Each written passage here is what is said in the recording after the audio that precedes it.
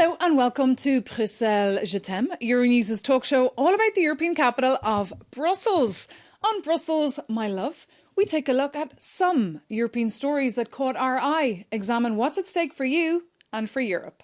My name is Maeve McMahon. Thanks for joining us. Coming up this week, it's Christmas. Time for you and the EU to take a break. As you tuck into some treats and put your feet up on the couch, we're checking if there were any uplifting stories that broke in Europe in 2022. With the Russian invasion of Ukraine and the energy and cost of living crisis, it has been an intense year. At the heart of it, the Czech government, whose job was to chair the EU for the last 6 months. As the year draws to a close, this special edition of Brussels, My Love, takes a look at what the Czechs managed to tick off their to-do list and ask if stories like the EU Common Charger Agreement or Croatia joining the Eurozone or Erasmus celebrating 35 years brought some relief. And the EU institutions are still red-faced after the biggest corruption scandal for years hit the European Parliament recently. As the criminal investigation continues, we're taking a look at how damaging the case is for PR among those promoting the union and ask how you communicate a multifaceted, multilingual organisation like the European Union. With numerous institutions, presidents and vice presidents, Brussels can often feel like it's on a different planet to the real world. So we're asking if the messaging is clear and how it could improve. To talk about all these topics and much more, I'm joined here in our studio by Eric Mamer, the Chief Spokesperson for the European Commission and the European Commission President Ursula von der Leyen. Bonjour, hi. Bonjour, welcome. Eva Hyrsinova, the Chief Spokesperson for the Czech Government. Welcome. Hello. And Kelly Agathos, the Greek-American performer, host and founder of The Schumann Show. That's a monthly comedy show about European affairs that takes place here in Brussels. Hello. Thank you for having me. You're all very welcome. Merry Christmas. First question, so we can all breathe. 2022 has come to an end. It was a tough year for Europe. Are you glad to say goodbye to it? Eric? Well, when you're my age, you're never glad for a year to come to an end because it means you're getting 1 year older. That's the first thing.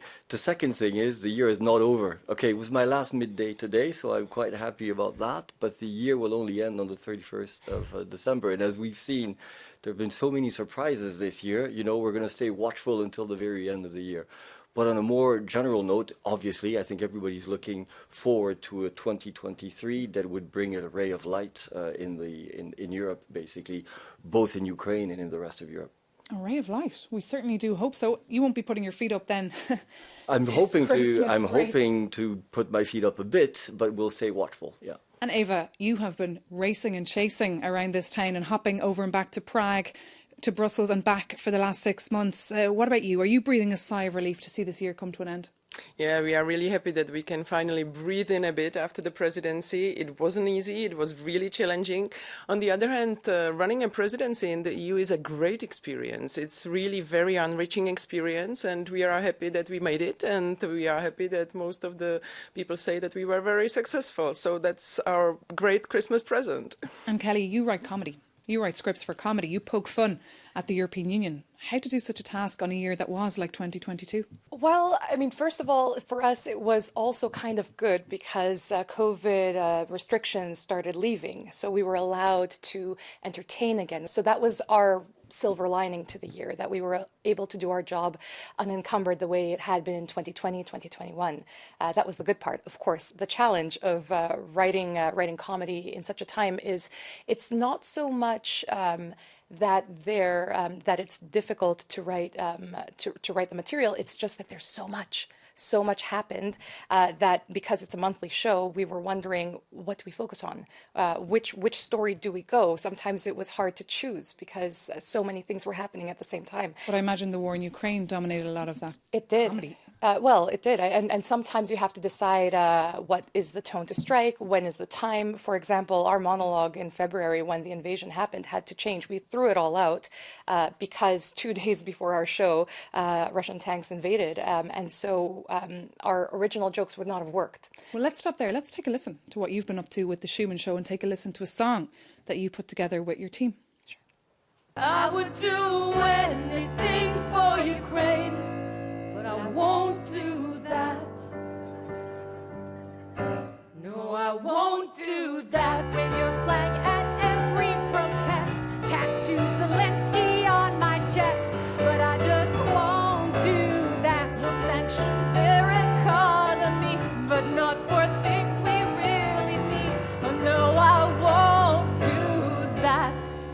prices soaring.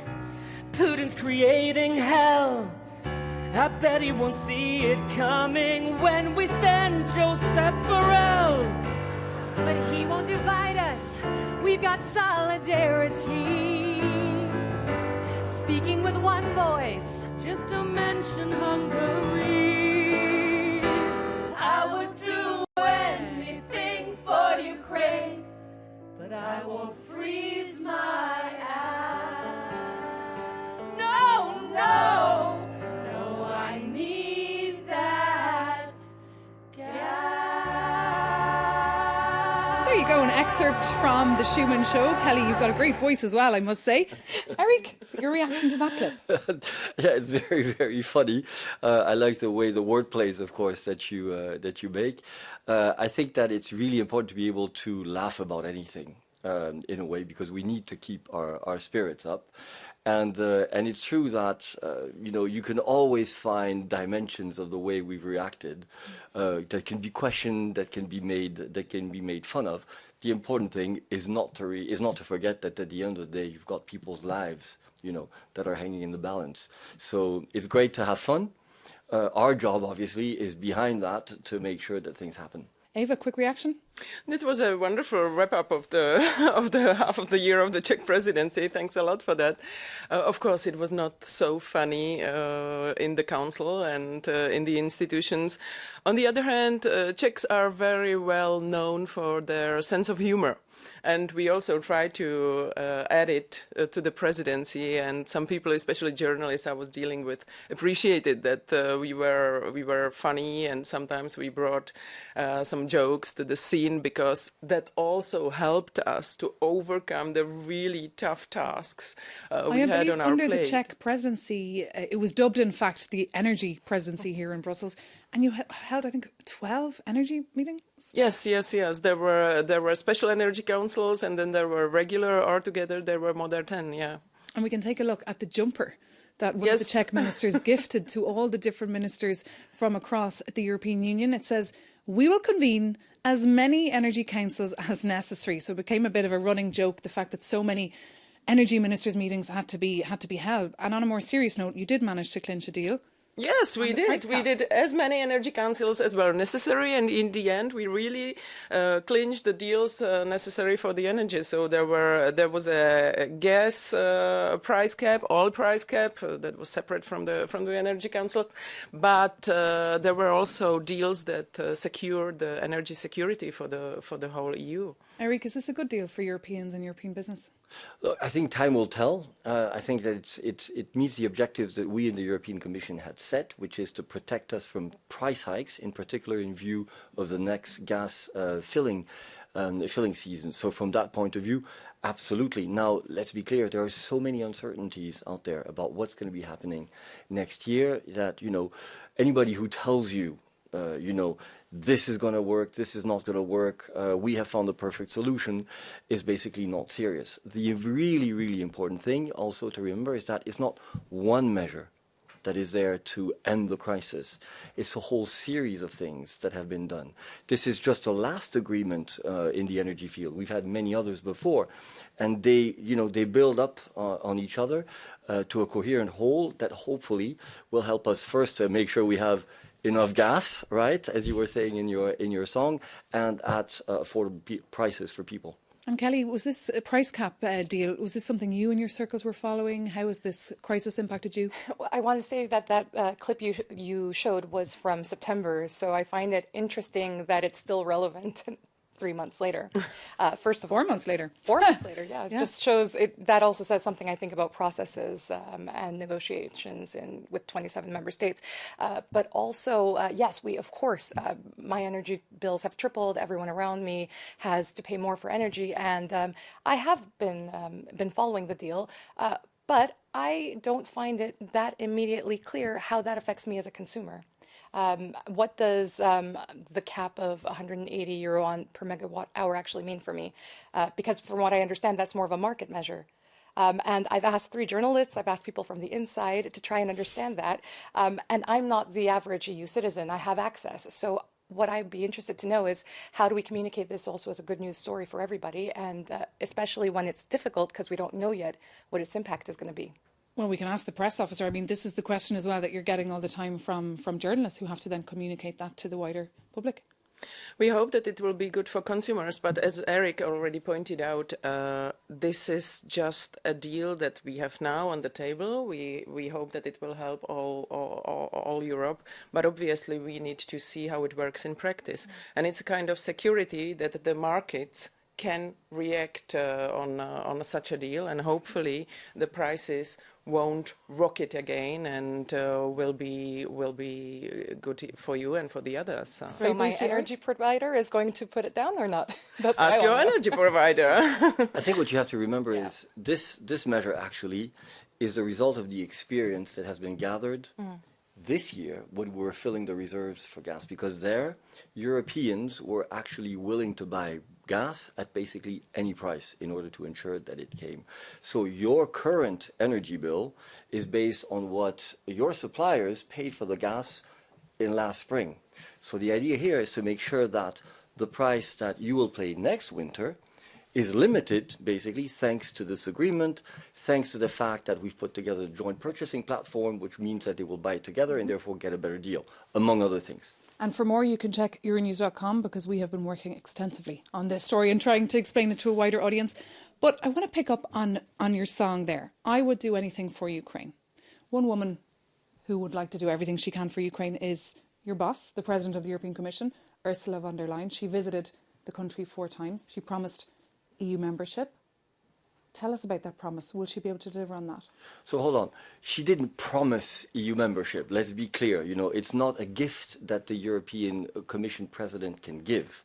She said very clearly from the outset, in fact, she had an interview with you, if I remember well, which actually set off this whole debate, where she emphasized a fundamental truth, which is that Ukraine is part of the European family and that its future lies in Europe. And on that basis, a process started, which led to Ukraine putting forward, its candidacy for membership of the European Union, and then us recommending to the Council that it grant that status of candidate. And this is what has happened, and we're very, very proud of that, because it happened very quickly, and it happened on the basis of the amazingly hard work that the Ukrainians did on reforms of their country before, but also during the war. And this is something which is absolutely amazing. The road is still long, that's for sure. Everybody knows it, the Ukrainians first, but the intent on their side is there, and the willingness on our side to do everything we can to help them as well. Speaking of the European Commission President, Ursula von der Leyen, you impersonate her. That's also part of your job on The Schumann Show. What's that like? Well, it's a little bit like picking in the dark, because we don't know that much about her as a person. We see, of course, the statements. We see the State of the European Union. She's a very eloquent speaker. She's very good at communications. But we fill in the gaps with some artistic interpretation, of course. OK, well, let's take a look, and then we can hear more about behind the scenes of Ursula von der Leyen's day job from Eric in just a sec. But first, let's take a look at that clip put together by Kelly and the team at The Schumann Show. I'm still the guardian of the treaties. Yes, you are. I'm still the keeper of the purse strings. Hold them tight. I'm still the most photogenic world leader of the telephone. With a hairstyle that screams power.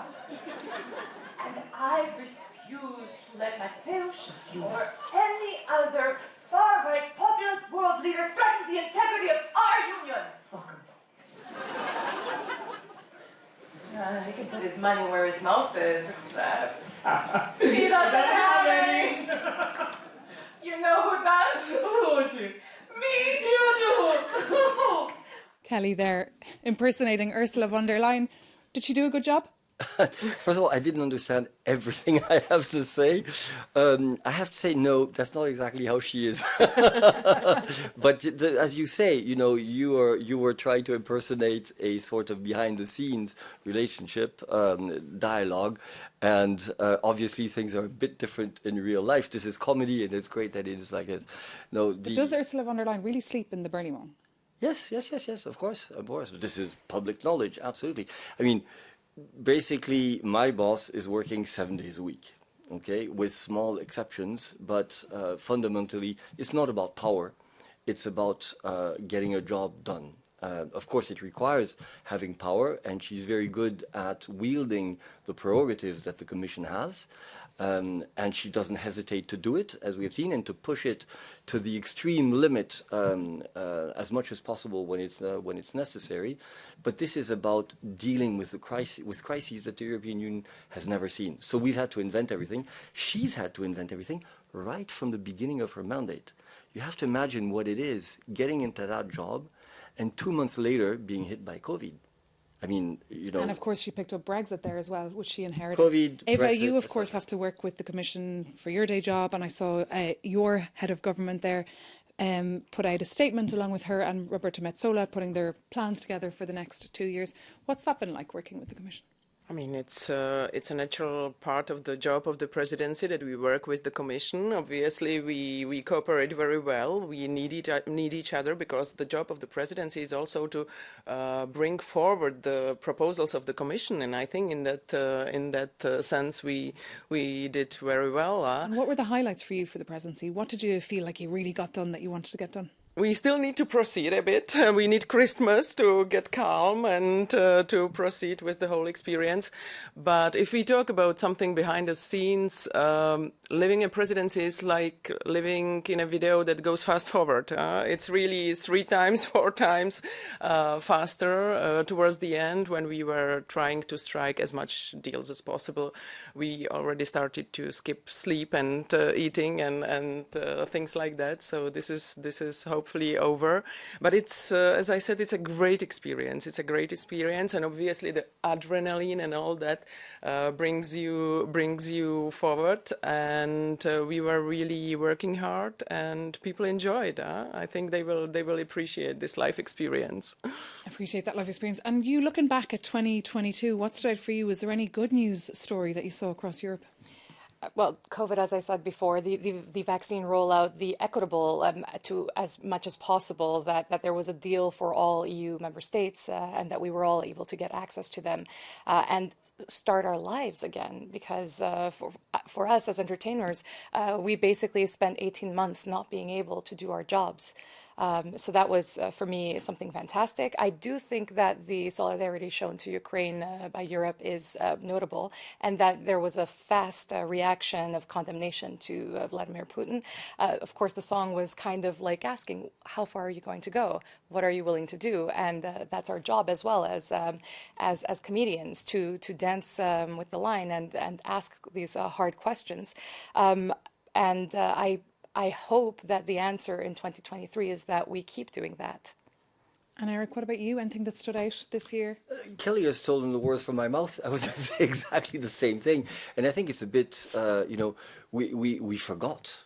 We forgot, the amazing success that we've had in fighting COVID. And basically also the EU becoming the pharmacy of the world. Let's not forget that we've exported almost 3 billion doses of vaccines exported or donated to the rest of the world. That we reached 70% of fully vaccinated adults already last year at the end of the summer, and that has allowed us to get our normal lives back. And as soon as you get back to normal life, people forget. But I mean, the work that was behind it was gigantic on everybody's side, So that's one thing. I think you're absolutely right. Support to Ukraine was absolutely an eye-opener, and in particular for Putin, because he certainly did not expect this, and I think that that's the greatest achievement. And the last thing, on a perhaps slightly minor note, is we finally unblocked the situation when it comes to North Macedonia and Albania. Oh yeah.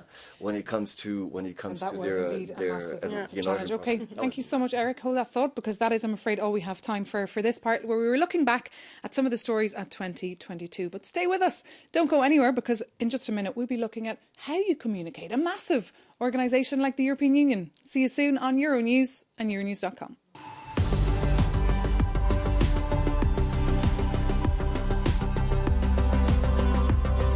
Welcome back to Brussels, my love, to this special Christmas edition with me, Maeve McMahon, where we're taking a look back at some of the lighter stories of 2022.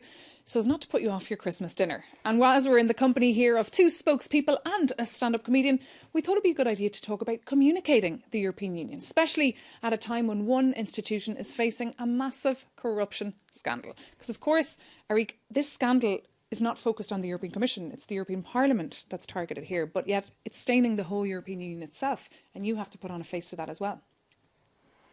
Yes, it's true. Obviously, you know, when my friends or my family call me, they don't say the European Parliament. They say the EU. That's absolutely clear. The issue for us is that we do not necessarily have all the answers, because obviously a lot of the developments are taking place elsewhere. So it's been very important for us, and today was a case in point at midday, for example, to try to explain the sorts of things, the internal checks that we've been doing. And let's just tell our viewers what the midday briefing is. The midday briefing is, of course, an opportunity for journalists to sit in one room with spokespeople like yourself and ask all the questions under the sun regarding everything to do with European affairs. Sometimes we don't get the right answers, but it's something, because you're not allowed to answer, but it's something that you are also looking at too, at the Schumann Show. Yes, Paul Dallison, who is also a journalist by trade, had the brilliant idea of having a fictional spokesperson that would answer questions in the style of Rowan Atkinson. If your viewers know the No One Called Jones, it's a very famous sketch in which he answers questions and speaks to the students. In this case, we have our own spokesperson giving the briefing and then answering imaginary questions from journalists with our own slant. Would you like to have a look? Okay, Yes, let's sure. do it. Let's play that clip with Paul Dallison from The Schumann Show. Hello and welcome to the European Commission Midday Briefing. My name is Margaritas Funky Boogaloo Smythe. A few amendments and clarifications before we crack on with the fun. The Commission takes note of Vladimir Putin's threat of a nuclear attack. The topic of impending Armageddon has been added to the next meeting of EU ambassadors under the heading Any Other Business. Just after a discussion on the new European Bauhaus. That's assuming, of course, that there is another meeting of EU ambassadors. Paul Dallison there, interpreting the midday briefing that takes place here every day in Brussels at 12 at noon. Ava, your reaction to that clip? Oh, it's brilliant. It's really brilliant. And maybe this is kind of a joke and kind of a humor we need to bring in, because the communication about the EU is sometimes extremely heavy and extremely difficult for people around Europe. We need to step out of the Brussels bubble. We need to get out of Schumann and speak to normal people outside Brussels. And maybe this is a way how we can do it. It's really nice. This kind of robotic image of a spokesperson in Brussels is often how you're perceived right across the continent. I don't know, you tell me. People don't tell me that, you know. The thing is that it's an amazing exercise. That's what you need to remember. There are only two institutions, I think, in the world who have a daily briefing, the White House and ourselves. And yeah, we get lots of reactions from journalists as to, you know, the answers that they don't like, and they tell us often straight to our face in the press room, of course, and that's quite normal. But at the end of the day, although we don't always use a lot of humor, there are humorous moments, and one of the things that I really like is using, you know, very French expressions when I'm speaking French, and just asking myself what the interpreters are going to use when they translate it into English. And Kelly, I guess from where you're sitting, what advice would you give, or what do you think could perhaps improve when it comes to communicating the EU? I think that simplification is the most important thing, because I think that there's a lot of assumed knowledge when there's a press release, or when even not just communicating with journalists, but when it's on a website that's an EU institution website. The information that's out there is usually full of jargon, or it assumes some prior knowledge, or it's a little bit difficult to find what you're looking for. And it is, of course, difficult. The things that the EU is dealing with are often very complex, but there are... Which you can't ignore, I suppose, the complexity of a lot of... No. dossiers. They're complex. I mean, the energy market reform, it's very complex. Yeah, but at least we need to try to use some friendly language. I used to be a journalist for a long time, and basically I jumped on the other side just before the presidency. So I tried also during the presidency to use simplification, because it's the only way how to get the information from Brussels to the people. If we speak with the language that is normally spoken here in Brussels, basically it's a foreign language for many people. It's a foreign language. I mean, we have to interpret it as journalists and then translate it to the public. You're swamped in EU jargon. Yeah, absolutely. But we're swamped in another thing as well, which is process. You know, people in Brussels in general are in love with process. You know, the meeting, the agenda, etc., etc. And I spend my time trying to make sure that what we put out, one way or another, is about the impact on people's lives. You know, and sometimes it's as simple as making sure that the name of the country which is going to be affected by our decision, the amount of money that is going to that country, is actually already in the title or in the first sentence of the press release, and to make sure that everything that is contextual, process, etc., is at the end for the nerds who want to know about how we got there. That's definitely one thing. And then the second thing is that we've worked a lot, and I think successfully, on different types of products. Press releases are for journalists, and we do assume, of course, a certain level of knowledge because it's their job. But we do what we call fact sheets, which are very, very simple and normally should allow people to understand the gist of what we're trying to do. And Kelly, briefly, yeah? Can I just ask, how are you going to get them, though, to be interested enough to look at the fact sheet? That's a different story altogether, because, again, we don't. We work with different types of audiences. Remember, it's also the job of the journalists to communicate with the public. A press service is there to work with the press so that the press can actually sell the stories to the public. Then you have a different part, which is communicating directly, as you mentioned one bit, for example, through websites, directly with the public. Those are two slightly different things which require slightly different techniques. And then you've got the commissioners now speaking directly to the public. And so many commissioners. You've 27 commissioners. If the EU was to enlarge, which plans to do, imagine how would you cope with communications with even more commissioners? Well, I mean, we've limited the number of spokes. It's no longer related to the number of commissioners. So okay, I'm going to have to stop you there. Well, that is, I'm afraid, all we have time for on this topic. Stay with us here, though, on Euronews and Euronews.com.